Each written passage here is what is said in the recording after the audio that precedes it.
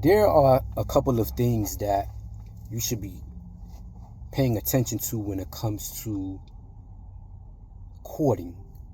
And if you have a desire to be married, you want your marriage to be rooted in Christ.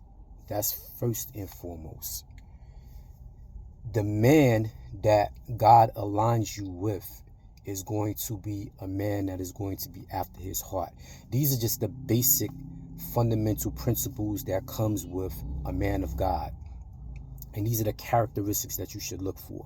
Number one, he has to be not only a believer, but a follower of Jesus Christ. He has to be a man who has submitted and surrendered his will and his desire to Christ. Anything other than that is unacceptable. And that's the foundation. Consistency is the key when it comes to relationship. And once again, his relationship must be rooted in Christ first. If his relationship with Christ is consistent and he's disciplined in Christ and he's intentional about serving for the kingdom and allowing Christ to govern his heart, these are all powerful, positive characteristics that you want to look for in a man of God. How does that man show up? If he has children, observe how he interacts with his children. Observe how he interacts with his mother. Observe how he interacts with his siblings, if he has any.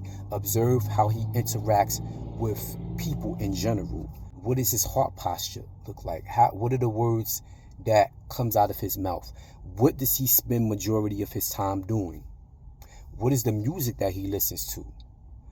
What is his ideologies? I'm going to share with you a couple of things that I did with my wife before we got married. When we met each other, I didn't have a vehicle. She had a vehicle. She says to me one day that the vehicle was having issues. We're driving, and as she's talking to me, I said, "Hey, baby, could you stop right there at the gas station?" I went to the ATM. I pulled out $500, came back inside the car, and I handed her the money. And she was like, "What is this for?" I was like, "Oh, you said that, the vehicle was having some issues, so here goes $500 to contribute toward those issues. And if you need anything else, let me know, if that don't cover it." Now, what I was doing with her was I was demonstrating to her that she has a concern, she has an issue, and I'm willing to solve that problem for her. When you bring an issue to a man, that man is going to show up for you because he cares about you. That's just a certain quality and characteristic that you will notice about a man who is really for you. He's going to want to make sure that you have not a care in the world. Around income tax time, we did our taxes. I broke bread with her. I took half of my income tax and I gave it to her.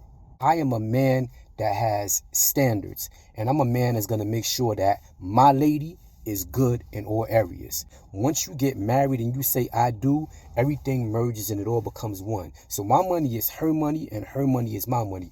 But this is just a character and a characteristic and a trait that you want to watch and you want to pay attention to when it comes to men, because that shows a lot about him. When he's good, you good, and y'all are good.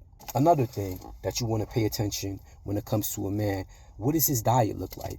Is he disciplined in the area of taking care of himself, exercising? That is a sign of discipline. And you want to make sure that you have a man who is disciplined and he could be able to turn the plate down. Does he fast because he wants to starve the flesh so he can strengthen the spirit? What is his prayer life like? How often does he talk to God? Does he cover you in prayer? Does he ask you to pray with him? Is he mild-mannered? Is he calm? Does he hold himself accountable? Does he know how to communicate intelligently? Has he shown you what God's vision is for his life? Is he a leader? In order for him to be a leader, he must be a follower of Christ.